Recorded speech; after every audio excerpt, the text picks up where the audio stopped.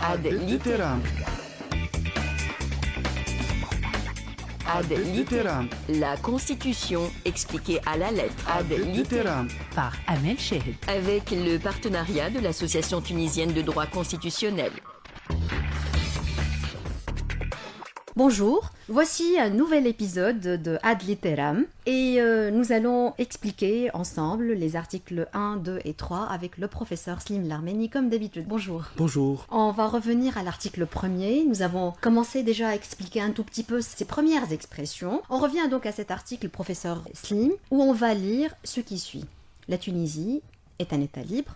L'islam est sa religion, al-islamu dinuha, l'arabe sa langue et la République son régime. Ma première question, professeur Slim, est-ce que l'islam ici est la religion de l'État ou de la Tunisie? Question débattue s'il en est. Là, on va être réellement ad litteram, parce qu'il faut suivre ici le texte à la lettre. La Tunisie est un État libre. La Tunisie est un État libre. Est-ce que la liberté parle de l'État ou de la Tunisie? Sa religion est l'islam, etc., etc. Cette question a suscité une opposition. Pour certains, la religion, c'est la religion de la Tunisie, du pays, en fait de la majorité absolue, écrasante même des habitants de ce pays. Pour d'autres, l'islam, c'est la religion de l'État, au sens d'un État religieux. Donc ce choix entre Tunisie ou État a donné deux extrêmes. Ceux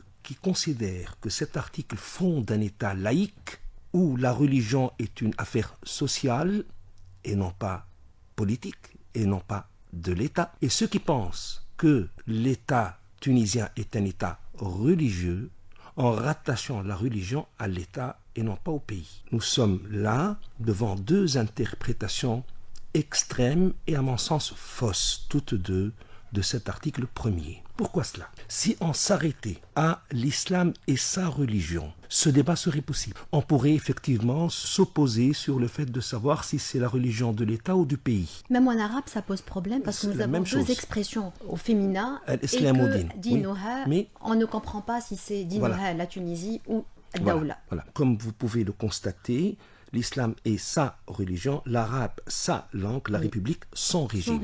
D'accord? C'est la même expression. Quand on dit la République et son régime, il ne peut pas s'agir de la Tunisie, du pays, parce que le régime, c'est le régime d'un État. Quand on dit que l'arabe est sa langue, nous avons une très longue jurisprudence du tribunal administratif tunisien sur cette question pour dire que l'arabe est la langue de l'État. Il n'est pas prescrit aux Tunisiens de parler un arabe littéraire. Par contre, il est prescrit aux organes de l'État de communiquer avec les citoyens dans un arabe littéraire. Aux institutions officielles, on veut dire. Oui, ce qui signifie quoi? Qu'il ne fait pas de doute, à mon sens, que ce pronom possessif doit être rattaché non pas à la Tunisie comme pays, mais à l'État tunisien. Non pas au pays, mais à l'État. Parce qu'autrement, on ne comprendrait pas l'expression la République sans régime. Le régime politique d'un État ne peut s'appliquer qu'à l'État, ne peut pas s'appliquer au pays. Un pays n'a pas de régime.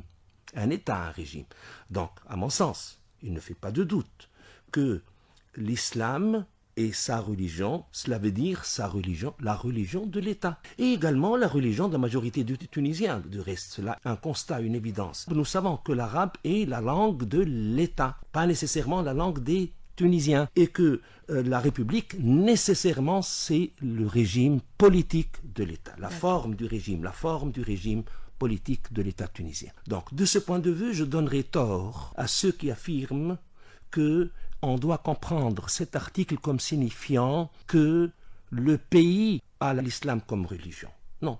Il s'agit bien du pays, peut-être, certainement, puisque c'est un fait, et de l'État également. Maintenant, contrairement à ce que soutient l'autre camp opposé, qui considère qu'on peut tirer de cela le principe selon lequel l'État tunisien est un État religieux, oui. Là aussi, cela est faux. Pourquoi? Parce qu'il y a bien de la différence entre une religion d'État et un État religieux.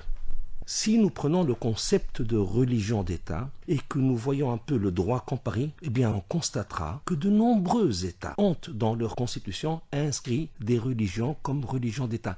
je ne parle pas des États arabes et musulmans. Je parle du Danemark, je parle de la Norvège. La reine d'Angleterre, c'est le chef de l'église anglicane. Je parle de Malte, puisque la religion officielle de Malte, c'est la religion catholique, apostolique et romaine. Je parle de la Pologne, etc., etc. Ce concept n'a pas été inventé par la constitution tunisienne, le concept de religion d'État. Mais dans tous ces États, qu'est-ce qu'il signifie ? Il ne signifie pas que l'État est religieux. Il signifie de manière précise que l'État va accorder un privilège à une religion. Ce privilège accordé à la religion, le plus souvent dans ces constitutions dont j'ai parlé, concerne l'éducation, concerne le financement du culte et parfois même concerne, comme dans le cas de la constitution tunisienne, la religion du chef de l'État. Certaines constitutions exigent que le chef de l'État ait une religion déterminée. La nôtre l'exige aussi. C'est pour ça C'est que l'une je des vous dis conditions que doit remplir le candidat à la présidence. Voilà, c'est pour ça que je vous dis que nous sommes dans un concept intermédiaire